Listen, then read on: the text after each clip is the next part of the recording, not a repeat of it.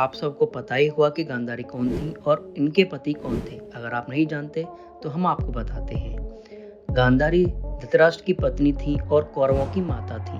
कहते हैं कि हमारे पिछले जन्म के बुरे कर्म हमारा पीछा नहीं छोड़ते और किसी न किसी रूप में हमें उसकी सजा मिल ही जाती है। ऐसा ही कुछ हुआ था महाभारत के एक अहम पात्र धृतराष्ट्र के साथ। हम सब जानते हैं कि धृतराष्ट्र जन्म से ही अंधे थे, लेकिन बहुत कम लोग ही यह जानते हैं कि उनके नेत्रहीन होने के पीछे उनके पिछले जन्म के पाप थे। इतना ही नहीं, धृतराष्ट्र गांधारी के पहले नहीं बल्कि दूसरे पति थे। कहा जाता है कि अपने पिछले जन्म में धृतराष्ट्र एक राजा थे और बहुत ही अत्याचारी और दुष्ट थे। वो अपने राज्य में किसी को भी खुश देखना पसंद नहीं करते थे और कोई अगर खुश होता भी था तो उसे वो मरवा दिया करते थे या फिर उसे और उसके परिवार वालों को परेशान किया जाता था। इन सब को देखकर राजा को बहुत खुशी होती थी। राजा की प्रजा उससे कभी खुश नहीं रहती थी। एक दिन राजा अपने सैनिकों के साथ जंगल में शिकार करने के लिए गया था। राजा को शिकार करना बहुत पसंद था। शिकार करने के बाद वह थक गया तो एक वृक्ष के नीचे आराम करने बैठ गया। वृक्ष के पास एक तालाब था। उस तालाब में हंस अपने बच्चों के साथ तैर रहा था। वह आपस में खुश थे, लेकिन राजा को किसी की खुशी कहाँ किसी देखी जाती थी। उसने अपने इस अहंकार की वजह से जानवरों को भी नहीं छोड़ा और उसने अपने सैनिकों को आदेश दिया कि वे फौरन ही जाएं और उस हंस की आंखें फोड़ दें और उसके बच्चों को भी मार डालें। राजा की आज्ञा का पालन कर उसके सैनिकों ने बड़ी ही बेरहमी से उस हंस की आंखें फोड़ दी और उसके बच्चों को भी मार डाला। राजा को ये सब करते हुए बहुत खुशी और सुकून मिला।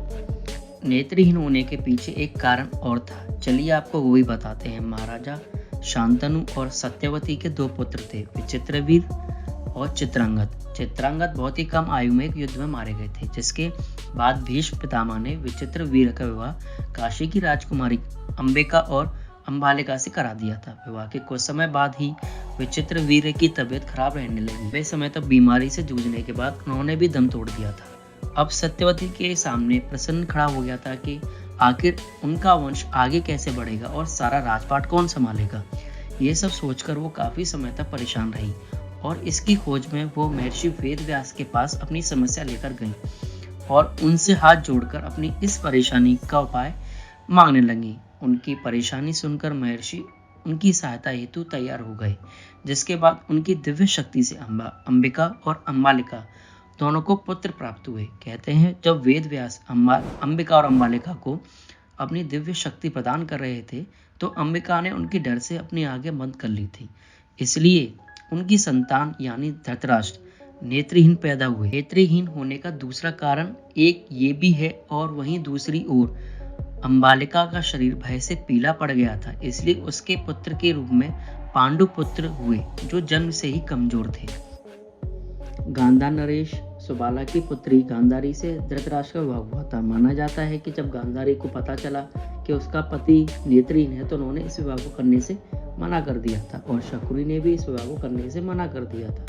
लेकिन गांधारी के पिता के सामने उनका राज्य दांव पर लगा हुआ था। उनको अपने राज्य को भी बचाना था। अपनी प्रजा और राज्य को बचाने के लिए गांधारी ने इस विवाह के लिए तैयार हो गई थी और धृतराष्ट्र के साथ उनका विवाह हो गया था। पत्नी धर्म निभाते हुए उसने भी अपनी आंखों पर पट्टी बांध ली और आंखें रहते हुए भी आजीवन नेत्रहीन बनी रही। विवाह के बाद उनको पुत्र की प्राप्ति नहीं हो रही थी। इससे राजा और रानी काफी परेशान थे और ऋषि के आशीर्वाद से गांधारी और धृतराष्ट्र के 100 पुत्र और एक पुत्री हुई। इन सब में दुर्योधन सबसे बड़े थे। हम सब जानते हैं कि महाभारत का भीषण युद्ध पांडवों और कौरवों के बीच हस्तिनापुर के राजपाट को लेकर उनके बीच बिगड़ते रिश्तों की वजह से हुआ था। कारण तो काफी हैं, लेकिन प्रमुख कारण यही था।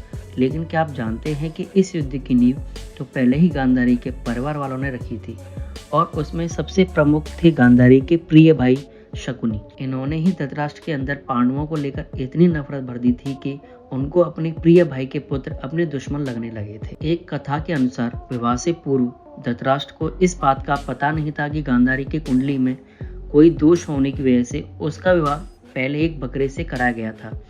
बाद में उस बकरे की हत्या कर दी गई थी। कहते हैं कि जब धृतराष्ट्र को इस बारे में पता चला तो वह बहुत क्रोधित हुए। उसने राजा सुबाला और उसके सभी 100 पुत्रों को बंदी बना लिया और उन्हें कारागार में डाल दिया। धृतराष्ट्र ने उन्हें कारागार में तरह तरह की यातनाएं दी।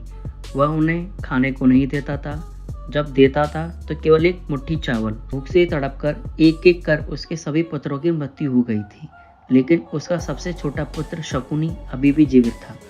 इसलिए क्योंकि धृतराष्ट्र द्वारा दिया हुआ वह एक मुट्ठी चावल सुबाला अपने पुत्र शकुनी को खिला देता था, ताकि वह जिंदा रह सके और इस कष्ट का बदला ले सके। और शकुनी ने इसका बदला जरूर लिया।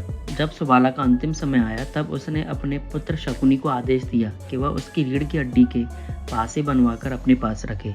अपनी अंतिम इच्छा के रूप में सुबाला ने धृतराष्ट्र से शकुनी की रिहाई मांगी, जो उसने स्वीकार कर ली थी। बाद में शकुनी ने धीरे धीरे कौरव और पांडवों के बीच दरार पैदा की, और जब उनके बीच जुए का खेल हो रहा था, तब उसमें सुबाला की रीढ़ की हड्डी का बना पासा ही इस्तेमाल हुआ था। दोस्तों, आपको हमारी वीडियो कैसी लगी हमें कमेंट करके ज़रूर बताएं।